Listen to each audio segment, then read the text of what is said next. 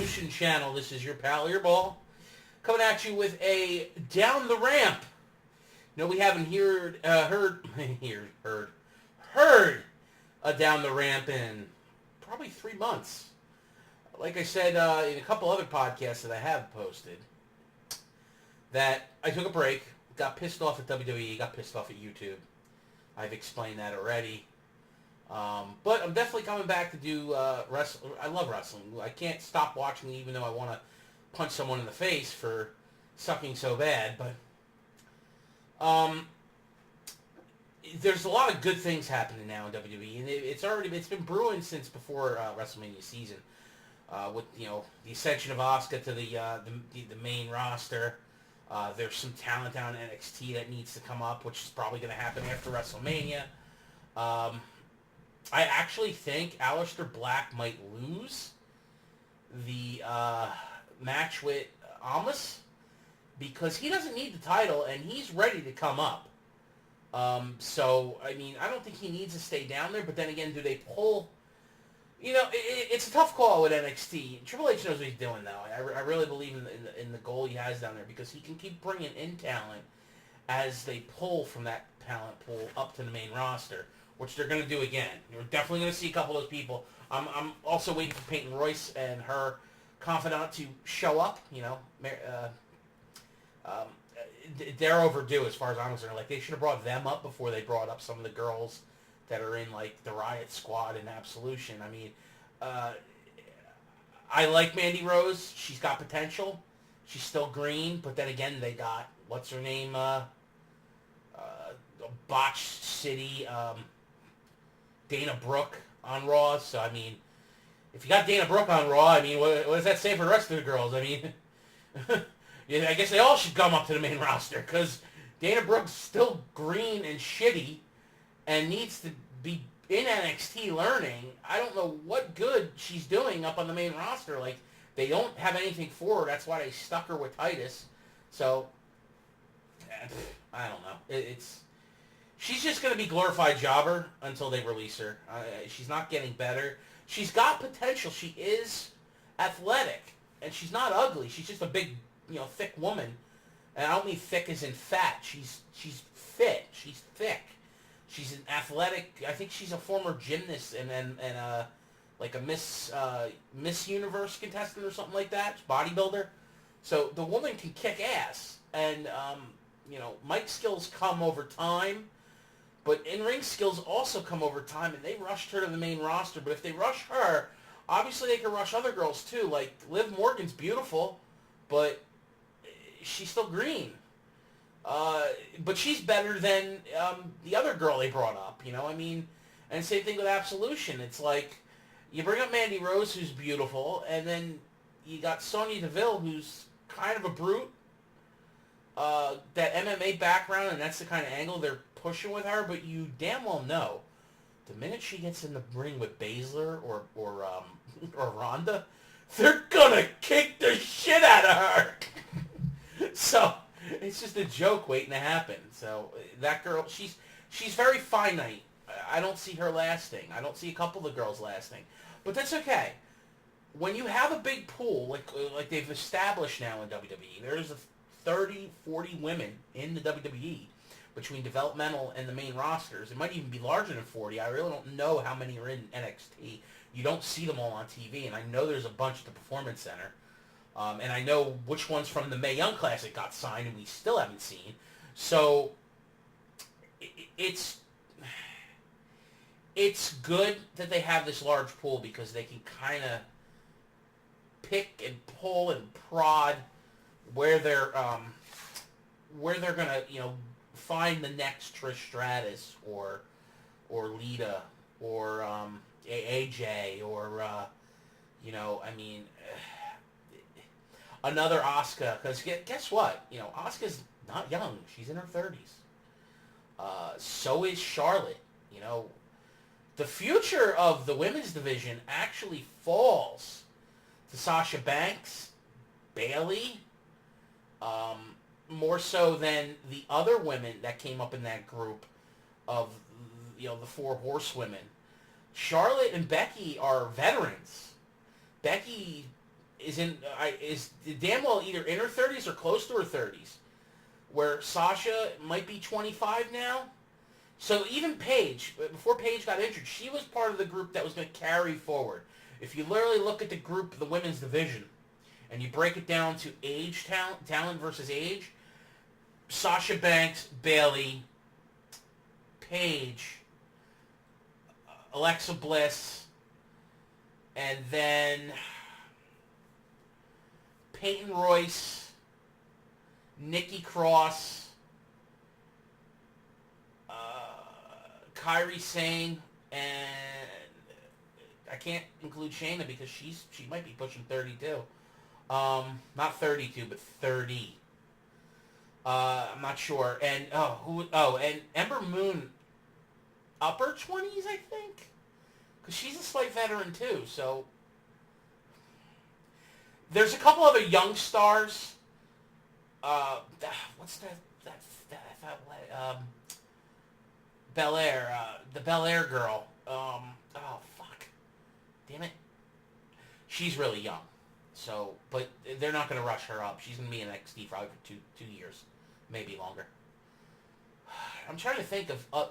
there's a group of the young 20s from the, say, 22 to 25, 26 age group that is the 10-year girls. They're going to be the next group of 10-year veterans for the future of WWE's women's division. Like the Bellas and...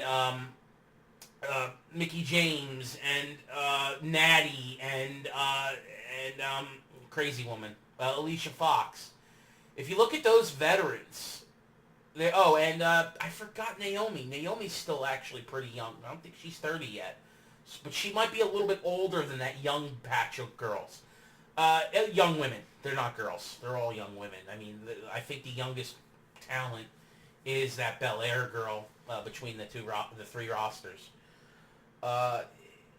The one person that's not in the company that's really young, she's 22, and can be the next Trish Stratus, is Toni Storm, which you heard me talk about her several times. I went back and watched the Mae Young Classic because I just had to watch it, and I actually think that Toni Storm, since the Mae Young Classic, has done more than Kairi Sane. I know that's saying a lot. Kairi got hurt. They pushed Shayna priority ahead of Kairi now, even though Kairi won the Mae Young Classic, especially with Ember Moon, ascending to the top of NXT. But if you look at the linear progression of Toni Storm and Kairi Sane and Shayna Baszler and Mercedes, the four women that were in the semifinals of the Mae Young Classic, Mercedes is a veteran. Her... Unfortunately, she's in her mid-30s. She's at the end, the twilight of her wrestling career. Women don't really... Mae Young and Moolah, that doesn't exist no more. You don't have 50, 60, 70-year-old women in the ring. No. Pushing 40 is the limitations for the women. Not saying that they can't do it. We saw some, Hall of Famers come back, and we all know that they're 40 now, and they still look great. And doesn't mean they can't, because modern medicine and keeping their bodies fit and everything. But that's one match, one and done, and we won't see them again maybe the following year or never again.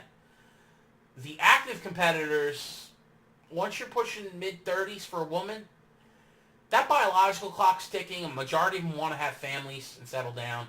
They're going to retire and move on. So you really need the ones that are 20 to 25, and then keep them for 5-10 years.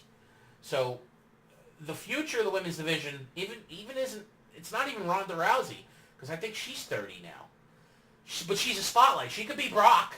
She could be the female Brock. There's nothing wrong with that. We can have that. WWE can always have that. A couple big pay-per-views a year, but she's going to be more than that right now. I'd say for 2-3 years, she really becomes mainstay on the roster, but then she could phase into twilight of her, age bracket and... do the Brock Lesnar type thing. And a couple here, a couple there. Be a champion that kicks ass and stuff like that.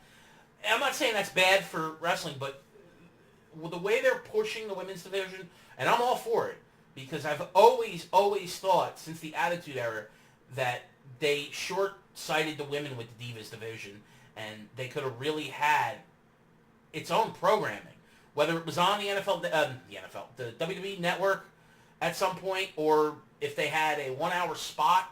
I mean, hell, we had Sunday Night Heat and Saturday Night's Main Event on regular TV at some point years ago, and they were 1 hour shows that kind of were good in the very beginning, and then they fizzled out like a dirty fart in church. And I mean, I'm not saying that would happen with the women's division, but if you just took them off the main Raw, SmackDown, and gave them an hour, like NXT, and put it on the network, who wouldn't go see it? Or hell, you could do a 2 hour show of the women and the cruiserweights, their own show. You know, you mix it up between cruiserweight match and women's match, and you get a lot of high-flying, lightweight people in the ring doing a lot of crazy stuff, because the men and women can. There's not a lot of... Oh, I forgot Nia. Yeah, Nia's the future, too. I believe she's in her mid-20s. The key with Nia is, can she stay healthy? Nothing against her and saying that she can't. And she's not a workhorse, because we know it's in her blood. But this comes from somebody who's a big person. You get injured and it lingers. And it takes extra time to heal when you're bigger. And you can get injured a lot faster. So she's got to be careful. She should really limit her skill set in the ring to certain things and certain spots. And that will prolong her career.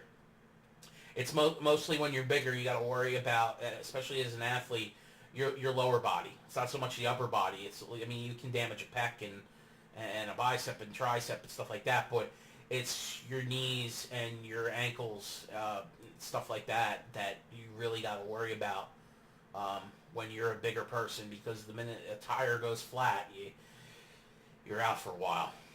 Or it lingers and you can't perform like you should. Even if you work through the injury, you just can't give the time that's needed for a good match. But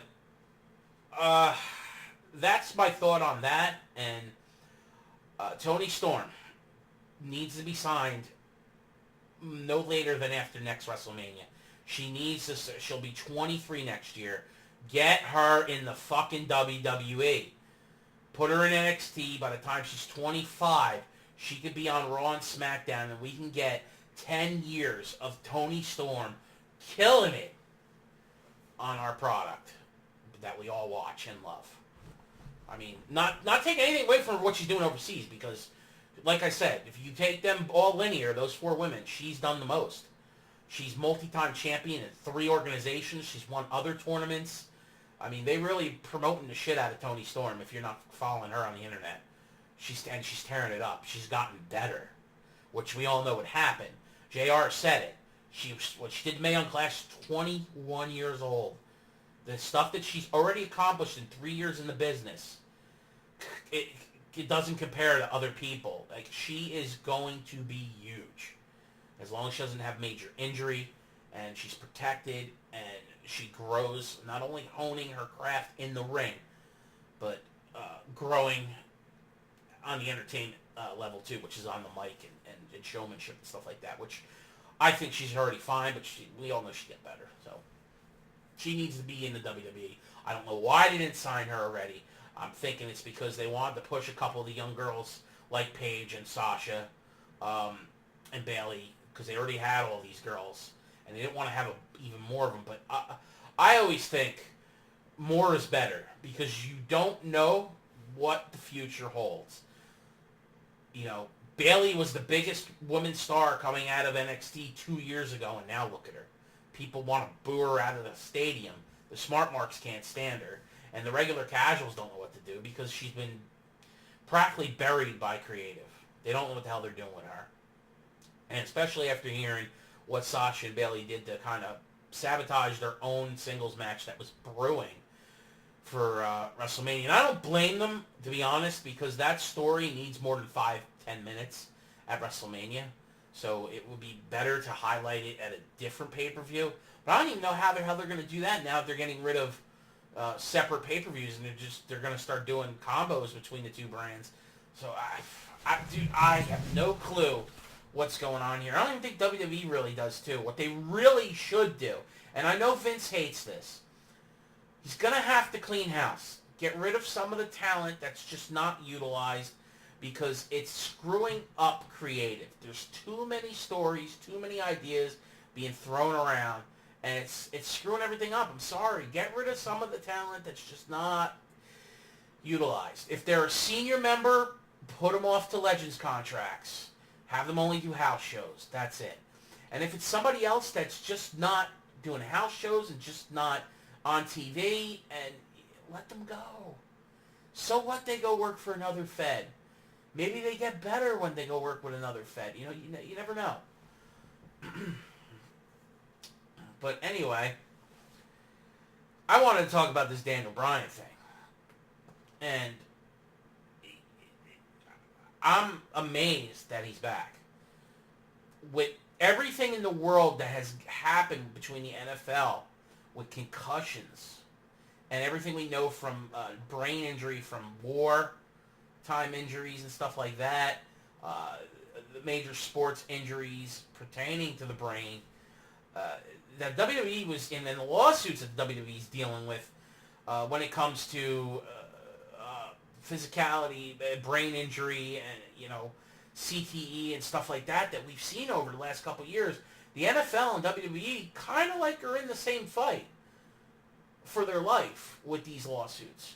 So this is breaking ground stuff that Daniel Bryan has had a traumatic brain injury, suffered seizures, was able to heal, and the WWE kept him out of action rather than saying, nah, he's cleared, he's back from his concussion, put him back out there, only to get injured again, because we all know from what the studies have shown, I mean, we all don't know unless you personally had it done, but what I'm saying is, and what I mean is, once you have a concussion, the odds of getting another concussion and it being more severe and just progressively getting worse each time is easier. That's known. That's fact. I know they've been improving in treatments because of what's happened in the NFL. And wrestling falls under that too. They do. There's a reason why. They really don't do pile drivers. They don't do, chair shots to the head anymore. They stay away from the head. The head is a big no-no now. Where 20 years ago it wasn't. In both football and wrestling and other sports. The brain is the one organ that is so vital to the human body, and it doesn't have anything but the skull protecting it, but it can move while it's up there. It's suspended in fluid. Unlike your other organs. Your other organs have fat and muscle tissue and bones protecting them. Not saying that you can't lacerate a spleen or a kidney or, puncture a lung or break a bone or tear a knee apart or lacerate a liver or do something that your insides get ill in your intestinal tract, stomach, stuff like that, and it's not debilitating or something that could be progressively just get worse and scrap your career because of it. I'm not saying that shit doesn't happen. I mean, look at Brock Lesnar. He almost lost his life from diverticulitis. And we're like this big strapping man dealing with an intestinal disease that almost killed him and stricken him of 3 possible years of prime time athletic competition in his life. And he was whooping ass with that. Imagine what Brock Lesnar would have been minus the diverticulitis while he was doing MMA. Unbelievable. Just unbelievable. The guy is a freak. But, this with Daniel Bryan, I'm trying to, articulate this correctly and not get in front of my words because I tend to just have diarrhea in the mouth. So I'm not stressing on what I want to say. I just want to, make sure it gets to the right point here. Daniel Bryan coming back is not only good for business, great for the person, but might be leaps and bounds for the health, the career health professionals in trying to figure out what they can do with people within multiple sports with traumatic brain injury and even CTE. I don't know if they can link the two. I'm assuming they can. But this is this is possibly an unbelievable step in science for what's going on here. That he's done so many things and gone through so many tests to heal his brain. Well, it's great. I don't want to see the guy get hurt, so I'm hoping that he's changed his moveset some. We really didn't see that. I mean, the adrenaline was definitely flowing. You could tell in his body the way he was moving. He was psyched to be out there doing what he loves, and that's great. It's great. I've always said,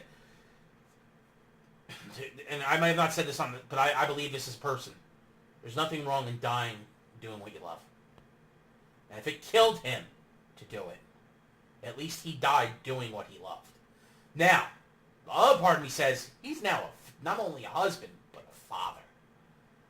He needs to take care, and they need to protect him. And I believe WWE will do that. As much as we bash the WWE, it's run by Satan, and they only care about the money. No.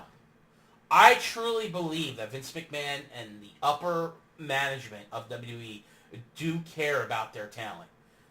They have an agenda, don't get me wrong, and how they want the story to go on TV. But behind the scenes, they truly do give a shit. They're not evil people. So, and I think Daniel Bryan will be very well taken care of. Don't forget, Daniel Bryan is really, really in there now with the company. He's as close to family as you can get. I mean, if you think about it, John Cena is going to be his brother-in-law, right? John Cena and him are step-son-in-laws to John Laurinaitis, who's married to the Bella's mother. And Laurinaitis, or Laurinaitis, is one of the head guys of the management now. Like, he's up there. He's been up there for years. He's one of Vince's boys. He's loved in the company. And we all know John Cena's loved, and I know the Bellas are loved. So, I'm assuming, by default, even if Daniel Bryan was hated, he's loved. Because of who he's linked to. He now should be, and I've heard this on other podcasts, a WWE lifer. They should really just offer him a Legends contract on top of his current competition contract and say Daniel Bryan is now signed for 20 years. He will be an active competitor for as long as he can be, and he will be a general manager and somebody working behind the scenes for this company for the unseen future. And, I mean, he could be a trainer, he could be creative, he could be anything he wants. Now, I don't know if he will do that. It doesn't mean he'll agree to it, but I wouldn't be surprised they offered him. And you got to realize this. As much as people bitch about Triple H, it's not Vince and just Triple H, but there's other people. But look at what Triple H did for Corey Graves. Now, that's someone else I wonder. Will he get back in the ring at some point? I don't know how much different their brain injuries were. I know they're all concussion-related, and no person is the same, but this could help him get back in the ring. But does he want to get back in the ring at this point? Because Corey Graves does a damn good job on the commentary as the color commentator for to Michael Cole and who else? The other one? I can't even freaking remember. On both Raw and SmackDown. He is vital to that team. So they might say, listen, Corey, as much as we want you in the ring or you want to be in the ring, we kind of need you here. Otherwise, it's without you. I don't know what the hell's going to do. Like, imagine if Corey Graves and Mauro Ranallo were a team. Oh, my God. All over the place. But that would be by far the best broadcast commentary duo that we've seen since probably JR and the King. Or maybe since Vince himself and Jesse the Body Ventura. Or Bobby Heenan and Gorilla. I mean, those two were friggin' ridiculous together. I mean, and Vince and Jesse were pretty good too, because the way Jesse was just a dick and always bad-mouthing Vince. It was great. So there's been time, like right now, Michael Cole, I see, they're loyal to Michael Cole and he's loyal to the company, but he sucks. He sucks. I don't like him. I never have. I just can't. But he's put in so much time. It's like, oh, you got to respect the man for all this shit he's taking, because I know he takes it, and he gets the shit spoon fed into his mouth, but from probably talent and the fans. But God, it just doesn't fit right. It just doesn't. Or Corey Graves fits in perfect. It's just like, oh my God, that was his calling all along. If anything, keep him injured and have him do his commentary because it's fucking great. But that's about really all I wanted to talk about was the Daniel Bryan thing and the women's thing, and that's it. That's all I really have to say with this down the ramp. It was just a little, I didn't want it to be too long, and I'm rambling on. It's almost a half hour in this. I wanted it to be like 20 minutes. It's fucking almost a half hour. But anyway, come back for any other things I pop up here. I know I'm actually getting more than 10 views. Holy shit, we got like 28 views and 31 views on my last two uploads. Maybe I'm titling them right, maybe I'm not, maybe there's hope for me in this channel, I don't know. But I definitely want to start doing more stuff, not just the video games, and I still haven't figured out how to do that. Like, WWE Supercard has turned into a shit show. I'm probably quitting that game completely at this point. I'm so aggravated with that company. They went from free to play to pay to win. There's no in between, it's all pay to win now. And other stuff I want to talk about, I'm going to start doing crypto conversations on this channel, which I might actually upload something right away, and let's talk about stuff. So, if you're into crypto, investing and talking about the space and just in general, come back to the channel and take a look at my upload when that hits here. And if you're interested in pro wrestling information, well, I do my WWE podcasts here and there between pay-per-views, Raw and SmackDown. I would eventually, at some point, hope to expand NXT, but I don't always have the WWE Network to keep, up to that with that live. So, like right now I do, because WrestleMania is next week, so I have. And I'm probably going to have WWE Network even the following month because of that special that they're doing with that Royal Rumble that they're doing over in Saudi Arabia, which is going to be huge that weekend. But after that, I'll probably not have the network and not watch the pay-per-views for the next couple months. Unless I can find another means or another way to watch them. And that leaves me with just Raw and SmackDown and international stuff that I get off of YouTube to talk about. Because I do follow international stuff. I follow New Japan. I follow some of the European outlets like the former, what was that, What Culture's Wrestling, which I think now is called something else. There's people in there that I follow, mostly former WWE stars. But I've tried to follow international talent that's drawing interest because maybe one day they'll be, like Shinsuke and AJ Styles eventually make it. Even though AJ started his career in WWE on TV. His first on TV match was a long time ago, and he was AJ Styles then, but he became AJ Styles who he is today, mostly because of New Japan and TNA Wrestling. So, anyway, I don't want to keep talking. I want to go. So this is your pal, Earball. Make sure you like, subscribe, and follow on me on Twitter and here on the YouTube channel. Come back. Peace!